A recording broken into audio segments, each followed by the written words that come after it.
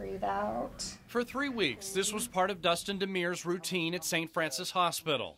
He was brought here the night Joplin was hit by that massive tornado. His apartment complex was right in the middle of its path. Falling debris injured him from the waist down. No feeling, no movement, minus the left foot. I just didn't know if anything was going to work. I didn't know if anything was going to come back. We're having to hold on to the belt because his legs would just collapse. Corey Fayan was part of a team of therapists at Dustin's side, helping him to regain mobility. And he's slowly starting to walk again. Okay, you can hold on to my forearms if you need to. Okay. Since it's the peripheral nervous system, it's going to grow back. The nerves will regenerate. It's just a slow process. They tell me that nerves take longer to heal than broken bones. His mom, Letha's been driving back and forth almost every day. On this trip, she's ecstatic because her son is coming home. I wonder what his reaction is going to be as we drive through Joplin. It's been a while since he hasn't watched it on television. So I'm just wondering in daylight what his reaction is going to be. Please let us know how you're doing, okay? Mixed feelings. Like, I don't want to go home to actually see all the destruction, but I'm ready to go home to be with friends and family. That is the exact staircase that Dustin was under when the storm hit. But it would be several weeks before he would return to his apartment to see the full extent of the damage. It's just got mowed down, mowed down.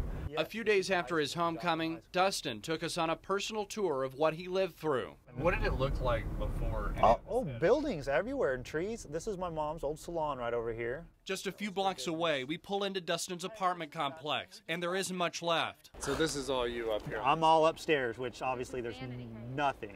It's here he sees Alex Bird for the first time since being rescued. And I remember when you guys used the 2x4s to pry it up. Moments after the storm, Bird was going from apartment to apartment, helping save people when he came across his old friend. I was like, oh my gosh, I know him. I'm just glad that he's okay. I didn't even know where they took him. I thought he was just here. I was just glad that he was alive. Hi, how are you? Give me a big old hug. How you doing? Good, how are you? Oh, I'm better. There's also a reunion with a woman he's only talked to on the phone. She drove Dustin to Freeman Hospital that night. Tiffany Johnson, a complete stranger with a medical background, who made room in her van for a guy who needed help. The back of his head I used books and my diaper bag, and I took diapers out and everything I could to keep him stable. Dustin lost pretty much everything he owns. His car was destroyed. Some friends managed to find his motorcycle later. It suffered some body damage. My motorcycle fell on its right side, and I saw it start skating down. It skated down the driveway there, the parking lot.